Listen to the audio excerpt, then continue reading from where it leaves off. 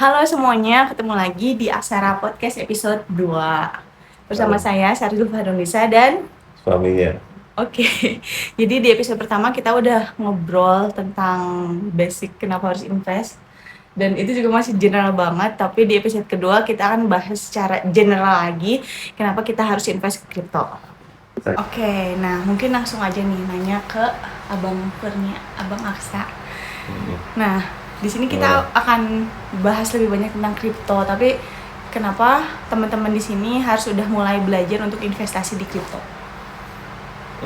Oke. Sebenarnya pertanyaannya jangan kenapa harus ya. Sebenarnya kan nggak harus, tapi lebih kepada kita bahas keuntungannya atau kelebihannya aja. Jadi nanti masalah mau memutuskan untuk investasi di kripto, silahkan pilih iya atau enggak gitu. Karena memang kripto juga ada kekurangannya. Kita bahas kelebihannya dulu aja. Oke. Sebenarnya paling gampang untuk kita-kita yang baru mulai, misalkan yang masih muda, mungkin masih belum punya terlalu besar kemampuan finansialnya, kripto itu barrier entry-nya sangat rendah, gampang banget. Kita kalau nggak salah dengan 10.000 atau 20.000 ya mungkin 1-2 dolar itu kita udah bisa mulai investasi, buka account di salah satu exchange yang ada di Indonesia ya, yang diawasi oleh Bapepti. Cukup dengan 10-20 ribu aja rupiah udah bisa. Cara buka exchange-nya, akun di exchange-nya pun nggak susah-susah banget, cuman daftar, terus nanti paling ada KYC ya, know your customer, cuman kayak upload KTP, terus ya foto atau video live gitu aja, udah cepet, ya nggak nyampe sehari bisa. Ini berbeda banget sama investasi-investasi lainnya, karena let's say misalkan pasar modal ya di saham, mirip-mirip, sekarang mirip-mirip, cuman kalau dulu-dulu repot, kita harus datang ke sekuritasnya, kita harus foto di sana, terus banyak isi formulir yang panjang banget. Terus dari segi modal juga, kalau dulu, ini saya nggak tahu kalau sekarang ya, kalau dulu lebih banyak modalnya sih, jadi mungkin skalanya mulai berinvestasi itu di ratusan ribu atau jutaan. Nah kalau di kripto 10 ribuan udah bisa gitu, cuman memang nggak kerasa sih kalau 10 ribu jadi apa, tapi udah bisa mulai. Terus berikutnya kalau kita bandingin sama investasi lain, misalkan kita mau beli emas batangan, kan mahal, 1 gram sekarang berapa? Sekian ratus ribu sampai sejuta lebih lah ya. Itu baru 1 gram, nah, agak mahal. Terus kalau kita mau investasi di apa? Di properti, ya mahal, skalanya puluhan juta kalau itu gitu. Jadi salah satu kelebihan dari investasi kripto yang saya tahu, yang saya senang banget, emang barrier entry-nya sangat rendah gitu. Terus mungkin kelebihan lainnya, kita bisa melakukannya kapan saja. Kalau kita mau ke pasar modal, ke saham, ya minimal kita hanya bisa bertransaksi di jam kerja, di hari kerja. Kalau mau misalkan beli emas batangan ya pada saat gerai Antamnya buka. Atau kalau misalkan ke properti ya harus cukup lama sih untuk aksesnya, dan nggak bisa tiap hari kita langsung bisa jual beli gitu. Untuk aset kripto 24 jam 7 hari, mau weekend, mau tengah malam bisa. Oke, Gitu. jadi overall kesimpulan dari kelebihan kripto ini fleksibilitas dan kemudahan untuk memulai, apalagi di sini kan kita tujuannya untuk ajak teman-teman memulai belajar investasi, dan dengan kemudahan-kemudahan ini jadi menurunkan energi aktivasi, jadi orang-orang bisa langsung mulai juga ya. Kalau kekurangannya tadi apa Bang? Banyak juga. Sebenarnya gini, aset kripto itu mungkin salah satu moda investasi yang tinggi banget risikonya. Jadi ya kalau misalkan mau yang pasti-pasti aja kan biasanya mungkin ada apa istilahnya, ada obligasi, ada deposito dan segala macam ya. Mungkin kalau mereka yang aman tadi kayak obligasi atau deposito, kalau kita kasih nilai angka 1-5 gitu, maksudnya mereka obligasi deposito mungkin 1, maksudnya resikonya rendah banget, cuma 1, mungkin obligasi 2, 3 atau 5 gitu. Nah kripto ini mungkin kalau kita ukur angkanya 100 gitu, emang resikonya gede. Nah kenapa bisa bilang resikonya gede? Sebenarnya karena memang industri kripto ini relatif baru, terus masih banyak groundwork yang harus dibangun ya untuk infrastrukturnya, sehingga akibatnya membuat harganya itu jadi volatile atau naik turunnya gede banget, nggak stabil. Beda kalau misalkan let's say kita beli emas gitu ya, mungkin tahun ini kita beli dengan modal 1 juta, tahun depan udah bisa diprediksi, relatif bisa diprediksi mungkin tahun depan naik 10% misalkan gitu. Jadi yang tadi kita beli tambah 10%. Atau misalkan kita beli saham yang blue chip ya, kita bisa cukup memprediksi bahwa itu bakal naik gitu. Relatif bisa diprediksi. Tapi kalau untuk kripto lebih susah sih. Walaupun kalau misalkan kita mau teliti lebih dalam lagi, pelajari lebih dalam lagi, sebenarnya pergerakan harga bisa diprediksi, tapi nggak semudah itu dan nggak segampang itu memprediksi harga itu, gitu ya. Jadi mungkin yang kita beli hari ini kalau di kripto itu bisa naik 2 kali lipat atau bisa turun setengahnya dalam waktu kayak mungkin ya seminggu, 2 minggu, mungkin bisa banget kayak gitu. Ya jadi itu tadi definisi dari volatilitas sendiri dan mungkin kedepannya untuk kripto tertentu ada potensi dia semakin stabil juga ya karena semakin lama kayak tadi aset yang Bisa jadi, bisa enggak. Ya untuk sekarang kita justru untuk kripto ini ya buat yang risk appetite-nya gede gitu. Jadi merasa oke lah ya udah mending uangnya bisa hilang tapi potensinya naiknya berkali-kali lipat ya. Ya untuk yang kayak gitu yang cocok gitu. Dan kalau memang udah emang sayang banget sama duit istilahnya atau misalkan risk appetite-nya nggak gede-gede ya sebenarnya saya lebih baik enggak gitu didiversifikasi ke yang lain aja dan ya karena ya kripto itu bisa juga menyerang emosi kita ya maksudnya tadinya kita mau investasi biasa aja terus kita karena volatilitasnya harganya naik menumbuhkan rasa maruknya kita misalkan terus karena volatilitasnya harganya turun bikin mental kita rusak. Kadang kan investasi kan harusnya itu ya santai atau dan membuat kita jadi kaya tuh ke depannya dan bukan jadi kaya cepat ya, jadi kaya aja. Dan begitu kan banyak jalan untuk menuju ke sana dengan investasi. Nggak cuma aset kripto. Poin volatilitas ini juga menarik dan jadi keunikan kripto sendiri ya. Tapi tadi menariknya itu Aksa bilang karena dia baru volatilnya cukup tinggi. Apakah sebenarnya aset-aset lain juga di masa-masa awalnya cukup volatil?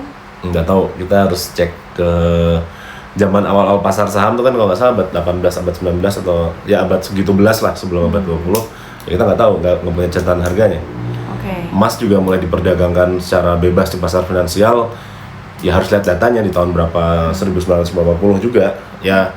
Sebenarnya volatility itu kan terbentuk bukan karena masalah emang di awal masih volatile tapi karena yang ikutnya atau yang transaksinya masih dikit sehingga kalau ada yang nawar dengan harga yang agresif dikit bikin dia naik atau ada yang jual dengan harga agresif dikit bikin dia turun. Ya ibaratnya kayak gini aja misalkan di pasar ada apa kita pakai analogi beras gitu ya. Misalkan harga beras sekarang berapa kalau nggak salah kemarin baru naik ya 15.000 ya sekilo ya. Harga beras 15.000 tapi supply-nya beras di pasar ada 10 ton. Tiba-tiba ada orang yang mau borong beras, saya beli 100 kiloan. Ya udah mungkin harganya masih dari 100 kilo kan nggak ada apa-apanya dibanding 10 ton. Ya udah dia masih dapat harga 15.000 per kilo. Nah, beda kalau misalkan suplai beras di pasar stoknya cuma ada 500 kilo. Ada satu orang mau beli, saya mau beli 100 kilo. Itu akan ngaruhin banget ke harga akhirnya. I see. Jadi dan belum lagi kalau yang orang yang kayak tadi mau nawarnya ada 10 orang. Harganya bakal ngaruh. Ya mungkin analoginya kayak gitu. Di kripto untuk sekarang relatif belum sebanyak di pasar-pasar finansial lainnya dari segi volume dan dari segi peserta pasar ya. Jadi ada orang yang agak agresif dikit langsung saya pengen borong segini. Nah, itu bisa bikin harga naik atau ada orang yang tiba-tiba pengen saya jual semuanya sekarang. Itu bisa mempengaruhi harga. Oke, nah sekarang pengen nanya juga kalau secara knowledge, basic knowledge poin-poin atau topik-topik apa aja sih yang harus dimiliki buat mulai invest di kripto? Oke, sebelum ke knowledge, untuk mau investasi ya kerja dulu. Kita kerja buat memenuhi kebutuhan hidup dulu, terus ibaratnya kita siapin fondasi finansial dulu ya sebelum kita mulai investasi. Pastikan nggak punya utang dulu, terus pastikan kita punya dana darurat atau dana simpanan 3-9 kali biaya hidup bulanan. Jadi kalau misalkan ceritanya ada orang gajinya 10 juta, biaya hidup bulanannya sekeluarga 8 juta. Berarti dia harus nabung dulu sampai dia punya uang sebesar misalkan 8 juta dikali 3, 24 juta. Dengan dia kan biaya hidup 8 juta, berarti selama sebulan dia bisa nabung 2 juta. Dia nabung dulu 2 juta, 2 juta, 2 juta sampai punya 24 juta. Contohnya kayak gitu. Begitu udah, ya baru sisanya dari itu, si 2 juta berikutnya begitu udah nyampe ke 24 juta tadi, dipakai buat investasi. Gampangnya sih kayak gitu. Nah, beberapa ilmu atau beberapa istilah ya, sebenarnya beberapa istilah untuk di dunia kripto banyak banget sih kalau dijelasin dari satu-satu. Ya tapi pada dasarnya yang paling basic ya ada exchange ya. Exchange itu bursa tempat kita jual beli. Terus ada hot wallet sama cold wallet. Ya wallet itu tempat penyimpanan aset kriptonya. Hot wallet itu wallet yang nebeng ke para exchange atau ke para bursa. Terus cold wallet itu wallet yang menggunakan device sendiri, storage-nya kita sendiri kayak gitu. Yang kuncinya kita sendiri yang megang. Gampangnya itu apalagi ya? Banyak sih istilahnya kalau dijelasin dari awal. Mention topik-topiknya aja nanti kita bahas lebih dalam di next banyak episode. ada beberapa istilah-istilah dalam trading atau investasi.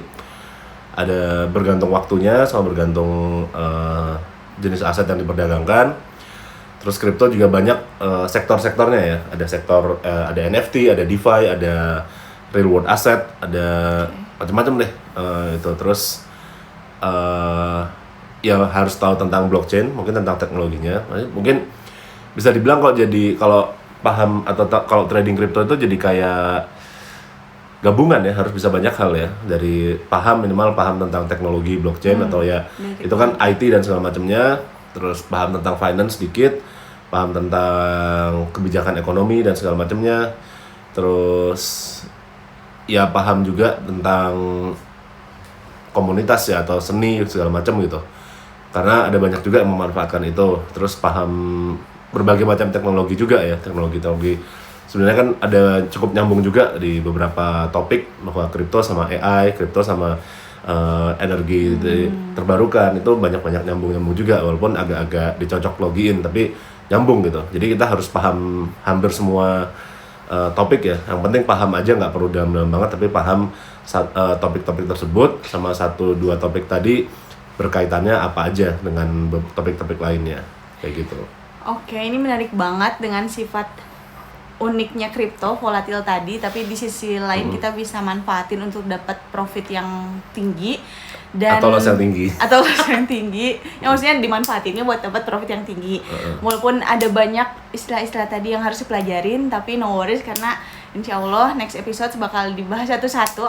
Atau mungkin untuk teman-teman yang udah pengen langsung cari tahu ke kripto, bisa juga follow Instagramnya Evolution Trading @evolution_trading dan follow channel Telegram @evolution_trading. Yeah. Oke. Nah, tapi nanti kita bakal ketemu lagi untuk bahas lebih mendalam, mungkin satu persatu di sana. Yeah. Jadi sampai ketemu lagi. Dan tadi ada hilang-hilang kayak gini. Itu karena kita pakai kayak green screen gitu. Karena sebelumnya ada komen. Sebelumnya ada komen nggak menarik secara visual dan emang bener, dan daripada kita bingung background jadi coba pakai ini. Tapi ini masih coba-coba, jadi makasih buat yang udah nonton dan udah komennya. Sampai ketemu di episode selanjutnya.